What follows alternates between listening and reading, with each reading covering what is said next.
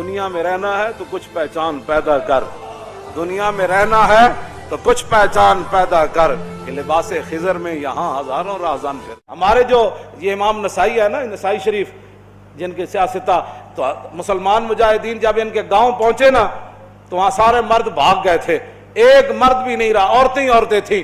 جب مسلمان مجاہدین کو پتہ چلا کہ یہاں تو عورتیں ہی عورتیں ہیں تو انہوں نے یہ نہیں کہا یہ تو غیروں کی عورتیں ہیں، لوٹ مار کرو، قتل و غارت کرو۔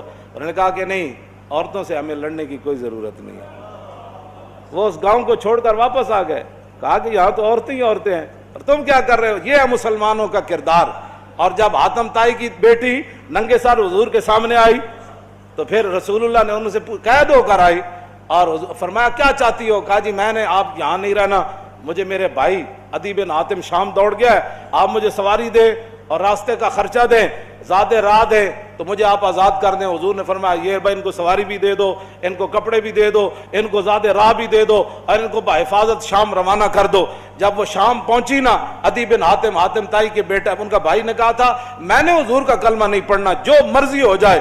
جب وہ بہن بھائی کے پاس پہنچی تو پہنچنے کے بعد اس نے پوچھا تو کہاں سے آ رہی ہے؟ انہوں نے کہا میں تو رسول اللہ کے دربار سے آ رہی ہوں۔ انہوں نے کہا پھر کیا ہوا؟ انہوں نے کہا میں تو قید ہو گئی تھی۔ انہوں نے کہا پھر تجھے قتل نہیں؟ انہوں نے کہا قتل کی بات کرتا ہے تو قتل کی بات ہے؟ انہوں نے کہا تو نے کیسا ان کو پایا؟ انہوں نے کہا بھائی جان ایتھے سمجھ آنے والی گل نہیں۔ انہوں نے کہا میں تے نہیں مننا۔ انہوں نے کہا جلا ہویا ایک بار جا تے صحیح، تو ویکھ تے صحیح، تو آیا نہ درتے کیوں بد نصیبہ، ہزارہ رضا وچ رنگیں دے محمد۔ بہن دے کہن ہوتے عدی بن حاتم کہنے میں تو تیز سواری رکھی ہوئی سی، میں تو نس آیا، میں حضور دا کلمہ نہیں پڑھنا۔ بہن کہنے لگی ایک باری جا تے صحیح، اے دسن والی گل کوئی نہیں، ایک باری تو جا کے چہرہ انور ویکھ تے صحیح، خلق عظیم ویکھ تے صحیح، انہاں دی اخلاق تے عادات ویکھ تے صحیح۔ جلیا وہ کہندے میں اتھوں نسدا آیا، نسدیاں پھر میں جدو آیا تو میں نے پتہ چلیا حضور مسجد نبوی شریف تشریف فرماون۔ کہندے میں جدو جا کے حاضر ہویا تو حضور اٹھ کھڑے ہوئے میرے واسطے۔ انہاں مولویاں پیراں خود اخلاق کی وجہ پیش کیتے، میں تو انہوں یہ سچی گل کر رہا ارے نہ، چونکہ خود نہیں اس راستے تے چلنا سی تے چونکہ ایسے تھے تو پھر چونکہ ایسے تھا تو پھر کیوں جی۔ اور جڑی عورت رو رہی سی اپنے عزیز دی قبر ہوتے، حضور قریب تو گزرے تو فرمایا اسبری، انہوں نہیں سی پتہ رسول اللہ فرما رہے ہیں، انہیں سر رکھے ہوا، غم چیز ہی ایسی ہوندی، اسے واسطے حضور نے فرمایا میرا امتی پناہ منگے، غم بندے نو تباہ کر کے رکھ دیندا۔ انہیں کہا مینو کہنے والے اسبری، جے تینوں یہ مصیبت پہنچی ہوندی تو مینو نہ کہندا ہے گا۔ میرے آقا نے یہ سنی گل تو حضور چل پے، اس عورت نو کوئی گل نہیں فرمائی۔ اس سے یہ بھی پتہ چلتا ہے کہ جب آدمی اگلا اس حالت میں ہو تو اس کو تبلیغ نہیں کرنی چاہیے، بس جو بات کر دی وہ کر دی، بات ختم ہو گئی۔ زبردستی کسی نے ڈھا کے منانا ہے، لبیک دا نعرہ جنہوں سمجھ نہیں آیا ہوں تسی انہوں ڈھا کے کی منانا ہے؟ اور میں نے یہ دسو جیڑا اے نہیں کہندا حضور میں بھی لبیک کا اتنا ہی مانا ہے، حضور میں بھی حاضر، میرے بچے بھی حاضر، میرا مال بھی حاضر، میری عزت بھی حاضر اور میرے ماں باپ بھی آپ کے لیے حاضر، اس سے زیادہ لبیک کا کوئی معنی نہیں ہے۔ اور تاجدار ختم نبوت کے نعرے کا اس سے زیادہ کوئی معنی نہیں کہ ساری دنیا تہ و بالا ہو جائے لیکن حضور کی ختم نبوت پر پیرا ہر صورت میں ہوگا، بس اس سے زیادہ تاجدار ختم نبوت کا ہاں جی،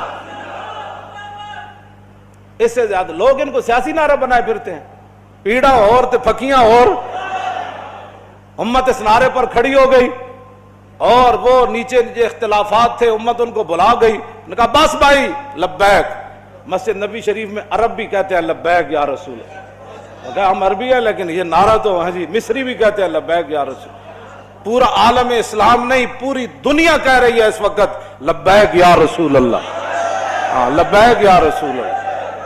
تو اس سے بڑا اللہ کا کیا کرم ہو سکتا ہے کہ امت اختلافات کو بھلا کر حضور کی غلامی کے لیے جمع ہو گئی۔ اور اقبال کہتا تھا، میں کہتا تھا اقبال کی یہ خواب کب پورا ہوگا کہ اقبال کہتا تھا زاں کے ملت را حیات از عشق اوست اور برگ و ساز کائنات از عشق اوست۔ اقبال کہتا تھا کہ ملت کی حیات، ملت کی ترقی، ملت کا عروج اور پوری دنیا پر اسلام کے غلبے کی ایک ہی وجہ ہے کہ امت حضور سے پیار کرے، حضور سے عشق کرے۔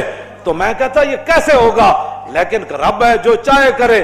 بات اتنی ہے کہ او عورت نے حضور نال گل کی تھی کہ مجھے بہت مصیبت پہنچی ہے، اس کو تو پتہ نہیں تھا یہ رسول اللہ ہے، اور غم کتنی عجیب چیز ہے کہ وہ حضور کی آواز کو بھی نہ پہچان سکا۔ اللہم انی اعوذ بک من الغم والحزن، حضور کی اپنی دعائے مبارکہ ہے کہ میرا امتی کہے میں پناہ مانگتا ہوں غم اور حزن سے۔ ہاں جی، یہ بڑی ڈاڈی شے ہے۔ اب میں جو بات اگلی کرنے لگا ہوں، بعد میں جب صحابہ آئے تو انہوں نے کہا آپ کو پتہ ہے جنہوں نے آپ کہا تھا اصبری صبر کرو وہ کون تھے؟ کہا نہیں۔ انہوں نے کہا وہ تو خود رسول اللہ تھے۔ وہ میں نے حضور کو یہ جواب دیا ہے۔ وہ کہتی ہے میں پھر گئی جلدی جلدی حضور کے دربار پر، میں جو بات کرنے لگا ہوں وہ یہ ہے۔ وہ کہتی ہے جب میں حضور کے دروازے پر پہنچی تو میں نے کوئی وہاں چوکیدار نہیں پایا، 50 گارڈ اگے تے 50 پیچھے، اس حضرت صاحب نہ سلام کون لوے گا؟ جتیاں پوان والے اور جبے پوان والے اور تے میک اپ کرن والے اور۔ میں تے نہیں پڑھیا نہیں ہو جو اس وقت حسنہ چلیا، اور اسی واسطے تو ایک باری جڑا حضرت عدی بن حاتم آئے نا تے جدو رسول اللہ نال ملاقات ہوئی حضور اٹھ کھڑے ہوئے تے عدی بن حاتم کہندے نے میرے دل نے گواہی دیتی ہے اللہ دے رسول۔ کیوں جی؟ فرماندے نے پھر حضور نے میرا ہاتھ پکڑیا تے حضور اپنے در اقدس کی طرف گھر دی طرف چل پے۔ کہندے راستے چ ایک بڈھی مائی مل گئی، عورتوں ویسی گلاں نہیں مکدیاں تے مائی بھی ہوے تے پھر بڈھی بھی ہوے۔ کہندے انہوں نے اتنی لمبی گفتگو حضور نال کیتی تے حضور دے چہرے انور تے بھی ناگواری دے آثار ظاہر نہیں ہوئے کہ میرے نال مہمان ہے تو بس بھی کر ہوں۔ کہندے نے میں کھڑ کھڑ کے تھک گیا، لیکن رسول اللہ نے ایک باری بھی اس مائی نو نہیں فرمایا کہ مائی بس کر اور کام کو تھوڑے۔ کہندے انہوں نے اپنی پوری گفتگو مکمل کی تھی تو پھر حضور چلے نہ جدوں، کہندے دوسری باری میرے دل نے گواہی دیتی حضور اللہ دے رسول۔ تو کہندے جدو رسول اللہ گھر تشریف لے آئے تو حضور دا ایک مبارک تلائی سی جہدے تے حضور آرام فرماندے سن۔ کہندے اودے وچ کھجور دی چھال بھری ہوئی سی، کھجور دے پتے بھرے ہوئے سن، اس تے او بدن مبارک سوندے سن جنہاں دے بارے حضرت انس کہندے میں 10 سال خدمت کیتی، حضور نہ سلام لیا، ہزاراں واری لیا، حضور دے مبارک ہتھاں نوں بوسہ دتا، چومیا۔ ما مسست خزن ولا حریرن ولا شیئن قط الین من کف رسول اللہ، نہ میں کوئی ریشم نو ہاتھ لایا نہ کائنات دا کوئی اور نرم کپڑا ہو جائے میرے ہاتھ وچ آیا کہ حضور دے مبارک ہاتھ تو نرم ہاتھ ہوے۔ کیوں جی؟ حضور اس تلائی تے سوندے سن جہدے وچ روئی نہیں سی، کھجور دی چھال بھری ہوئی سی، نہ انہاں کدی چھال ہوتے سونے، نہ انہاں کدی بدر جانے، نہ انہاں کدی جناب تلوار پکڑ کے خندق وچ پہرے دینے۔ انہیں تو کہنا یہ لبیک والے کیا کر رہے ہیں؟ اسلام تو امن کا درس دیتا ہے۔ میں کہا دسو نا خندق وچ کتنے بندے آئے؟ کیوں جی؟ خندق وچ کتنے بندے آئے؟ یہ دسو نا قوم لوگوں نو اذا جاءتکم جنود فارسلنا علیہم ریحا وجنودا لم تروا وکان اللہ بما تعملون بصیرا اذ جاءوکم من فوقکم ومن اسفل منکم وزاغت الابصار وبلغت القلوب الحناجر وتظنون باللہ الظنونا هنالک ابتلی المؤمنون وزلزلوا زلزالا شدیدا واذ یقول المنافقون والذین فی قلوبهم ما وعدنا اللہ ورسولہ ہاں فی قلوب مرض ما وعدنا اللہ ورسولہ الا غرورا۔ یہ تو منافق کا کام ہوتا ہے جب مشکل وقت او جی دیکھا گریک ڈاؤن ہو گیا، اور میں کہا پھر کی ہویا؟ یہ تو منافق کا کام ہوتا ہے کہ جب مشکل حالات آئے تو کہ دیکھو جی جن کا دیکھو جی اللہ رسول دے ساڑے نہ ہاتھ، میں ہاتھ کرن دا معنی کر رہا ہوں، لفظی معنی تو نہیں نہ بنتا۔ اللہ رسول نے تو ان کا لفظی معنی کیا بنتا ہے کہ انہوں نے کیا اللہ رسول کی طرف نسبت کر دی کہ ہمیں تو دھوکے سے دو چار کر دیا گیا۔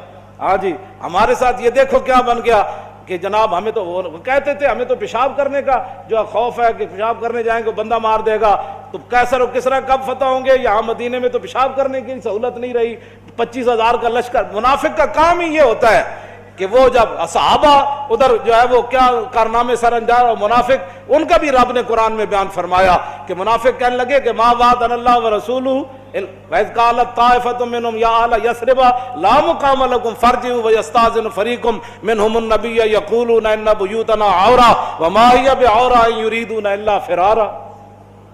کیوں جی یہ منظر بیان نہیں کیوں نہ؟ چلو چلیے چلیے چلیے توبہ کرو، تھے تے حال ہی کوئی نہیں، 25,000 کا لشکر آ گیا، آج تے بچی کسی دی نہیں ہونی۔ کہنے لگے حضور گھر لگے پیچھے گھر میں بندہ کوئی نہیں کی بڑھے گا.